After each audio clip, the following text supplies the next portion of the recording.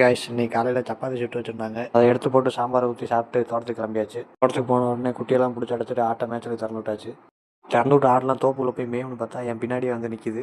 எதுக்கு அப்படின்னா இன்னொரு தோப்புக்குள்ளே வந்து விரட்டி விடணும், பில்லு அங்கே இருக்கனால அதுக்காண்டி வெயிட் பண்ணிகிட்ருக்கு. எல்லா ஆடும் வர விட்டு திறந்து விட்டு உள்ளே மேய்ஞ்சிட்டு இருந்துச்சு. அது மாதிரி வந்து கேணியை பார்க்கணுமே அப்படின்னு சொல்லிட்டு பார்த்தேன். தண்ணி கீழே போயிருந்துச்சு.